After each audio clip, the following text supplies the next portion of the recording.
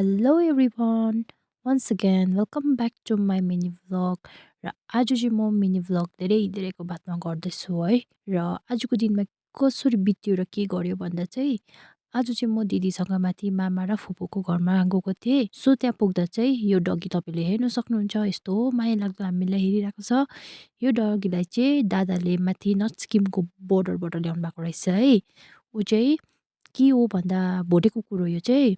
अनि ऊ चाहिँ बिमार यस्तो सिरियस बिमार भइरहेको छ है। अनि उसलाई ट्रिटमेन्टको लागि चाहिँ हाम्रो घर हामीले ल्याउने प्लान गऱ्यो। मामाले दबाईहरू पनि ल्याइदिएको रहेछ है। अन्त सिन्स मेरो फादर इन ल चाहिँ भेटनेरीमा काम गर्नुहुन्छ है। उहाँ चाहिँ एउटा भेट हुनुहुन्छ। सो त्यसैले दिदीले चाहिँ यहाँ दबाईहरू बोक्यो। मामाले आज ड्युटी जानुभएको थियो मामा चाहिँ।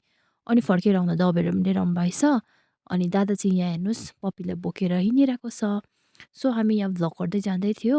अनि दिन पनि यस्तो चिसो हेर्नुहोस्। त्यसै त हामी ज्याकेट किन लगाउँथ्यो र है। अहिले त्यसै त विन्टर पनि छ। सो यता हाम्रो वेस्ट सिक्किम चाहिँ अहिले एकदम चिसो छ नि त। सो हामी चाहिँ जाँदैछौँ। मामाले चाहिँ डगीलाई तलै लिएर जानु भनेर चाहिँ हामी चाहिँ हाम्रो घर जाँदैछौँ। सो फाइनली पुग्यो पनि। अनि दादा चाहिँ यहाँ आप्पासँग बात गर्नुहुँदैछ है। डगीले खाना नखाएको पनि 2 दिन भइसक्यो। अनि एकदम अलस तलस भइरहेको छ भनेर। अनि आप्पा चाहिँ आएर आप्पाले अब हेरिदिने भयो। सो आप्पाले चाहिँ यहाँ प्रिस्क्रिप्सन हेर्नुहुँदैछ। साथसाथै म चाहिँ आप्पालाई यहाँ दबाईहरू बताइदिँदैछु है। कुन कुन दबाई चाहिँ मामाले ल्याउनु भएछ भनेर। एज अकर्डिङ टु प्रिस्क्रिप्सन दबाई दिनुपर्ने हुन्छ है। र आप्पाले भन्नुहुँदैछ यो दबाई निकाल्नु, अर्को दबाई हेर्नु, अन्त ड्रिप्सहरू पनि ल्याउनु भएको रहेछ। सो सबैभन्दा फर्स्टमा चाहिँ आप्पाले यहाँ इन्जेक्सन लगाउने भयो डगीलाई। अन्त यस्तो माया लाग्दो डगीको इन्जेक्सन लगाउनु पर्ने हेर्नुहोस् त। उसकोमा हुन्छ नि अब त्यो होसै छैन क्या ऊ। अलस तलस छ यस्तो माया लाग्दो हेर्नुहोस् तपाईँले हेर्नु सक्नुहुन्छ कि अब उसकोमा एक्टिभनेस भन्ने नै छैन, फ्रेस नै छैन ऊ। अनि आप्पाले चाहिँ इन्जेक्सन लगाइदिनु भयो है। बिचरा कति दुख्यो होला हो। तर आँखाको झिमिकमै इन्जेक्सन लगाएपछि अन्त उसले टोइलेट चाहिँ यस्तो गर्दो रहेछ। टोइलेटको बदली उसले सबै ब्लड है ब्लड निकालेर यस्तो माया लाग्दो भइरहेको छ।